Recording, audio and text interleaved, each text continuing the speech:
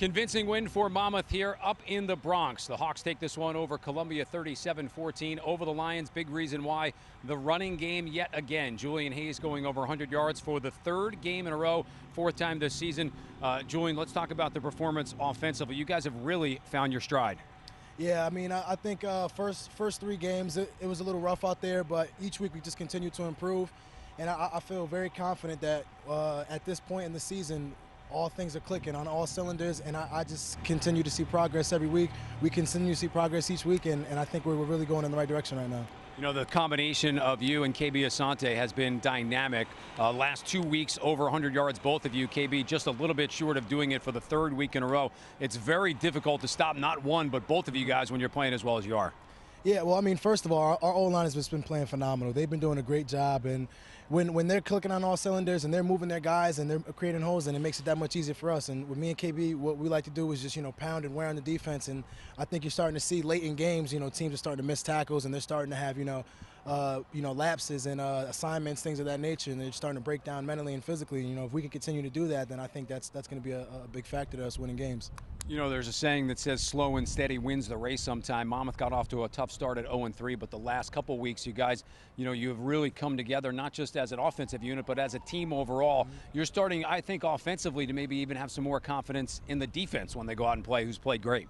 Oh, yeah, certainly. I mean, the past 2 weeks, it helps the offense's confidence so much when the defense can continually make stops. That just lets us know that, if we do happen to have a drive that didn't go as we wanted it to, that we can come right back out and put points on the board for them. I know a big thing that the offense, when we're huddling up and saying, hey, the defense is playing well for us, we got to step up and make plays for them. And I think it helps the confidence of the offense so much better when the defense is playing how they have. And they've been playing phenomenal the past 2 weeks. Julian, what's it mean for Monmouth to win these 2 games in a row and be able to now have a nice little stretch in the schedule coming up where you'll play 2 of your next 3 games at Kessler Field in West Long Branch?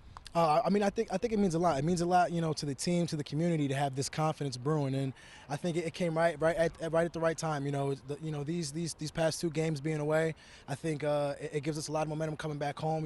It really gives us that feeling of, all right, we can get things done now, especially having 2 out of the 3 next games being at home. I know obviously a team game, but we'd like to throw in some personal recognition when we can.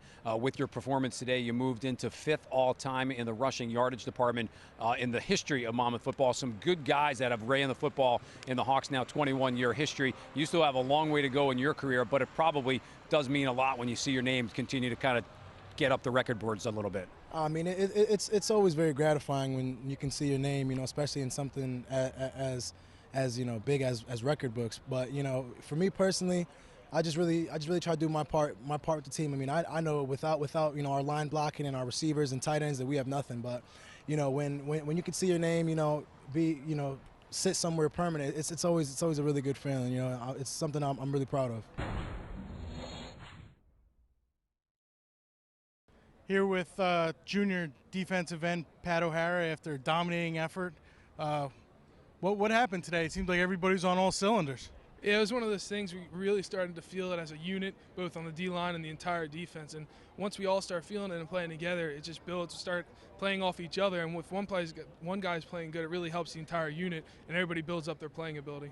Did you guys come into this game any differently knowing that they had their backup quarterback playing, or was it just, beat the guy in front of you and get to him? It was really beat the guy in front of you. I mean, that's kind of how you have to game plan, because no matter who you're going to play, they're still talented enough to play. And with them having a good running back, that was our main priority, not even the fact that they had the backup, was being able to play their good running back.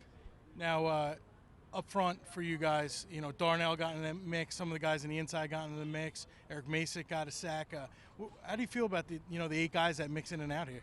It's great when you have 8 true guys who can come in and you're not missing a beat. It really helps us out to be able to go fully out and then be able to have that sub when you need it and know that the guy next to you, the guy behind you is going to just do it just as well and really help you out. So it really builds your confidence in knowing that somebody can give you a spill when you need one and that you have to keep your playing because somebody's just right there next to you. And finally, a lot of those sacks, a lot of those big quarterback hits came on plays where the quarterback sat in the pocket or had to roll out for like 4 or 5 seconds. Talk Talk a little bit about the play of the D-backs to keep them holding the ball. I mean, all those coverage sacks, it goes strictly to them. Being able to play on their man and play their coverage makes it easier for us. Ideally, we like to get up the pressure and help the D-backs out, but whenever they're locking down like they were today, it really helps the D-line and gives us time to get off our blocks and keep our motors going to try to chase down the guy in front of us.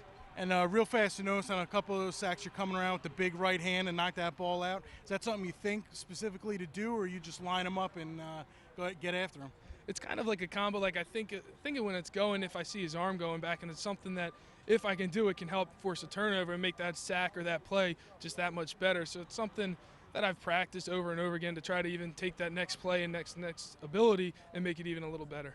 All right, Pat, congratulations, man. Thank you for having me.